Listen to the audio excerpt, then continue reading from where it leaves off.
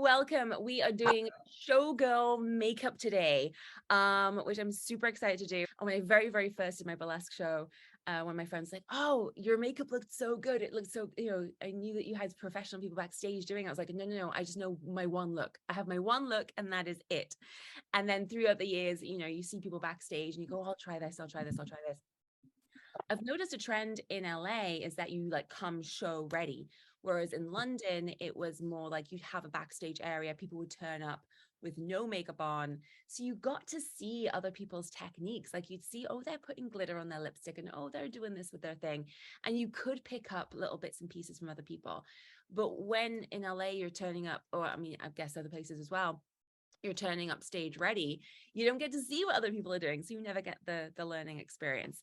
So I'm bringing in Tula Casati, hello, Hi. to do a little instructional on showgirl makeup so that you can figure out your look, you can figure out a variety of looks, and I'm going to pass on the stage to her. So welcome. Hello, everyone. Good morning. Welcome. My professional experience, I have gone to beauty school. So I went to beauty school. I was in makeup for 10 plus years on and off. I've worked as a traveling makeup artist for Lancome through with their brand and also through Shiseido with Bare Minerals. So that is where my background comes in. Also, I've done a lot of fitness competitions, so I love glitter. First things first, it's very important to cover basic skincare. We have your basic skin types. Routine care, consistency is key. Anytime you start a new skincare routine, it might feel like it's not working, but I always stress when I had clients before and also now, give yourself 4 to 6 weeks to see if it's actually working. If you try a new cleanser, a new moisturizer, whatever it may be, give yourself some time. A lot of times your face might get worse before it gets better. Because it is pulling out dirt and grime and all that things that if you haven't been consistently washing your face, that is now coming to the surface. So give yourself some time. My favorite part, the makeup. All right, start with your eyebrows, because if you do all of your makeup, like your foundation, everything, you go in to do your eyebrows, and let's say you put too much on or it's crooked or you do a line or something, you'll have to take that off. You have 3 points. You have the front here, which is the end of your nose. You have from the end of your nose, your arch here, and then all from the end of your nose here at the ending of your eye. When it comes to length of eyebrows, it's very much it needs to stop at the end of your eye. We are on stage, draw that line out. It's totally fine. You can draw it out as far as you want, maybe not too far because it'll make your eye look like it's going downward, but draw that line out. And just a couple of tips. These tips for success are the same thing for everything. Use waterproof makeup formulation when you are putting on your makeup for stage. You will sweat. It just happens. Also, try not, be very mindful when you buy different things that have SPF in it. SPF is great for the daytime. Please put on sunscreen. But when you're on stage and you're getting pictures taken, a lot of times sunscreen can have a flashback.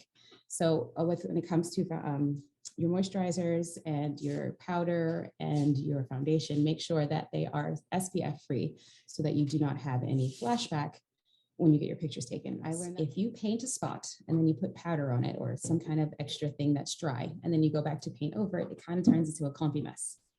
The same thing with makeup. If you are doing face makeup, you want to do all of your liquids first. And then when you set with your powder, that's it, it dries, it's set. If you notice over here, we have a few product names of things, what we're looking for when we're looking for our base. For our coverage, we're looking for a fuller coverage. Unless your skin gets very reactive to it, look for fuller coverage because we are going to be on stage. So we want to portray the fantasy of what we are looking like. So concealing starts the highlight process. There is 2 different kinds of highlighters. There is, and contouring, you have the sparkly kind, and then you have this kind, which we're starting with first. I recommend for newbies, if you are unsure of highlighting and contouring, get yourself a contour kit.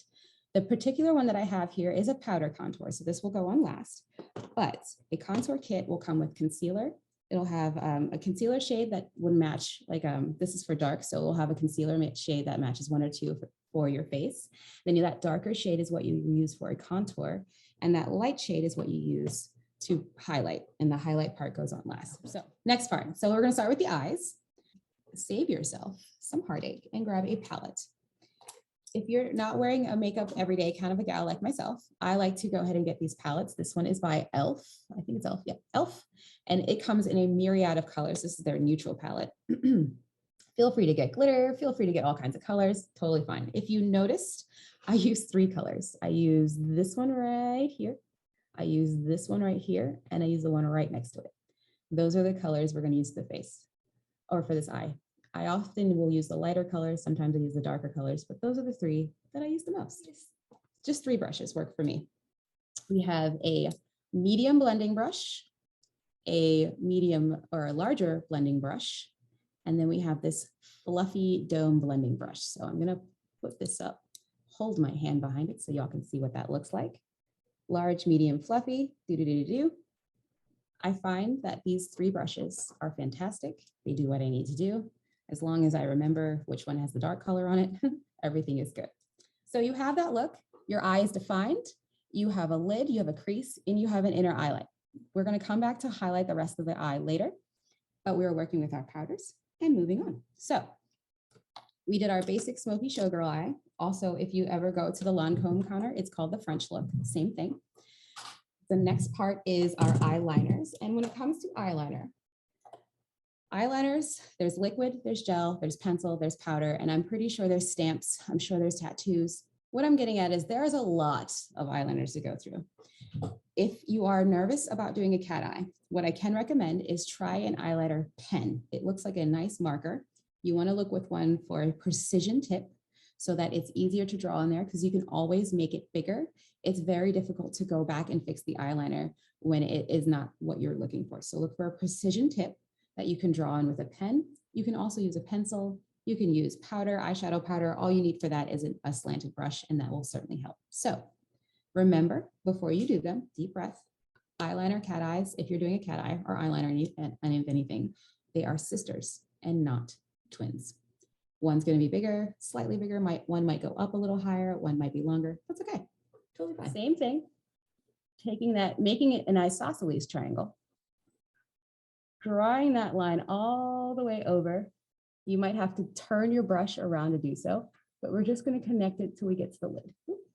If you can see how I'm doing that there, I'm just drawing that top line and then I'm just going back in to finish that line there. So you have a triangle line to the corner, and then you have a triangle line from there all the way onto the eyelid. Once you have that, it's a naked cat eye. You just take your makeup, fill it in. Is get yourself a multi-pack of lashes. You will be surprised. You will lose lashes. A lash might fall apart.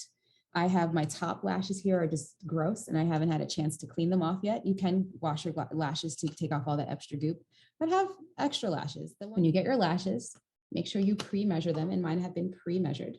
You just pre-measure, making sure it's not too long. These are already pre-measured. So holding it up to your eyelid, making sure it's right on the part you need it to be at. If it is too long, get yourself a little pair of manicure scissors. Taking the band, and I'm just painting on there. You want to make sure you have extra on the edges so that they don't come off. I look at the screen. Sometimes I shut my eyes, sometimes I keep it open. It just depends. Lash application is very, very, very subjective. A good way to start is looking at the lashes and placing them down on your liner as close to your eyes as possible. And then I come in with my fingertips and I push down the edge there. Our eyes are done. Yay. Yes to blush on stage. I'll tell you why.